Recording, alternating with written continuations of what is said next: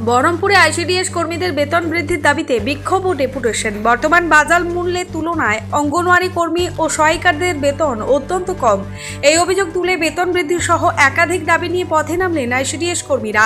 সোমবার মুর্শিদাবাদ জেলার বহরমপুর প্রশাসনিক ভবনের সামনে 12 দফা দাবি দেওয়া নিয়ে বিক্ষোভ দেখালেন পশ্চিমবঙ্গ রাজ্য আইসিডিএস কর্মী সমিতির সদস্যরা। এদিন জেলার বিভিন্ন ব্লক থেকে আসা কর্মীরা প্রশাসনিক ভবনের সামনে রাস্তার উপরে বসে বিক্ষোভে অংশ নেন। পরে তারা জেলা শাসকের কাছে একটি বিস্তারিত দাবিপত্র জমা দেন। আইসিডিএস সংগঠনের নেতৃত্বের অন্যতম প্রধান দাবি ছিল যথোপযুক্ত ও ন্যায্য বেতন বৃদ্ধি। তাদের আরও দাবি কর্মীদের জন্য পিএফ ও ইএসআই চালু করা হোক, অঙ্গনওয়াড়ি কর্মী ও সহায়িকাদের জন্য পেনশন ব্যবস্থা চালু করা হোক। সংগঠনের নেতারা বলেন, আমরা প্রতিদিন শিশু, মা এবং পরিবারের পুষ্টি ও শিক্ষার দায়িত্ব নিই, অথচ আমাদের বেতন অত্যন্ত কম। বর্তমান বাজার দর অনুযায়ী যে বেতন মেলে তা অত্যন্ত অসম্মানজনক।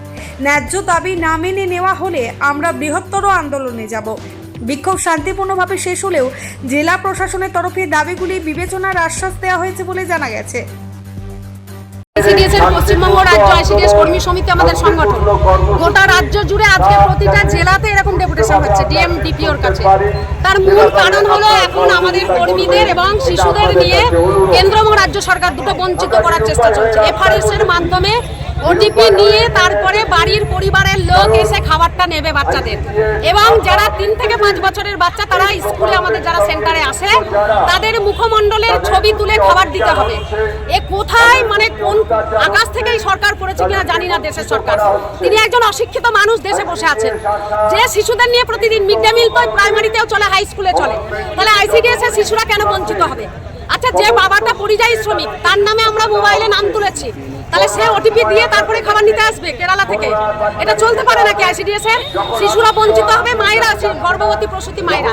যে উদ্দেশ্য আইসিডিএস, যে মা শিশুদের তাদের পরিষেবা দিয়ে যাতে অপুষ্টি দূর করা, মাতৃমৃত্যু দূর করা, সেই উদ্দেশ্য নিয়ে আজকে দেশের সরকার যখন চালু করেছিল সেই সময় প্রধানমন্ত্রী, তাহলে আজকে কেন তুলে দেওয়ার পরিকল্পনা আজকে দেশের সরকারের? আজকে জিনিসের দাম কোথায় বেড়েছে?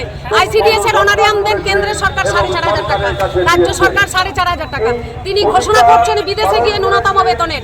আজকে গুজরাট হাইকোর্ট আমাদের সংগঠনের পক্ষ থেকে কেস করা হয়েছিল এবং রায় দিয়েছে যে 3য় 4র্থ শ্রেণীর কর্মীর স্বীকৃতি দিতে হবে। কোনো কান দেন না কোনো সরকার। আর আমাদের রাজ্যের সরকার আমাদের পোষণের মোবাইলে কাজ করতে হয়, সমস্তটা মোবাইলে 250 কোটি টাকা কেন্দ্র সরকার দেওয়ার পরে মুখ্যমন্ত্রী সেই টাকা গাপ করে দিলেন। 19 সাল থেকে মোবাইল দেব করে আজ পর্যন্ত তিনি দিলেন না, এবং আমার জেলা লালবাগে এসে তিনি বললেন এই 3-4 দিনের মধ্যে মোবাইল দিয়ে দেবেন আইসিডিএস এর। ওনার যে ধরনের দিদি ভাইয়ের কথাবার্তা সেরকমই তিনি বলেছেন। তিনি মিথ্যে বলতে এতখানি অভ্যস্ত, 100টার মধ্যে 99টা মিথ্যে কথা। তার সরকারের লোকেরা এবং প্রশাসনের অনেক লোকেরা সেই মিথ্যেগুলো প্রতিনিয়ত। আমরা বঞ্চিত, আমাদের দেওয়ালে পিঠ ঠেকেছে, আমরা শিশুদের বঞ্চিত করতে চাই না। এফআরএস নয়, আমাদের যেভাবে আইসিডিএস এর বাচ্চাদের খাবার দেওয়া চলছিল সেটাকেই চালু রাখতে হবে। আমরা 1 জুলাই থেকে কোনো একুআইসি করব না, এফআরএস মুখমণ্ডলের ছবি দিয়ে খাবার দেব না। এটাই আমাদের মূল দাবি। কতগুলো দাবি আছে আপনাদের? আমাদের 12 দফা দাবি নিয়ে আজকে আমরা ডেপুটেশন দেব। কি নাম আপনার? আমার নাম শিলা মণ্ডল, আমি রাজ্যের সম্পাদিকা। আমি যেহেতু এই জেলাতে কাজ করি, আজকে আমি এই জেলাতেই আছি। ব্যুরো রিপোর্ট, চেতনা নিউজ। হলমার্ক সোনার গহনার বিপুল সম্ভার নিয়ে এলো জীবন্তী সাকিব জুয়েলার্স। এখানে পাবেন দুর্দান্ত অফার। সোনার গহনার বিশ্বস্ত প্রতিষ্ঠান জীবন্তী সাকিব জুয়েলার্স অ্যান্ড মেকার্স। একাধিক আকর্ষণীয় সোনার গহনার নকশা নিয়ে হাজির সাকিব জুয়েলার্স।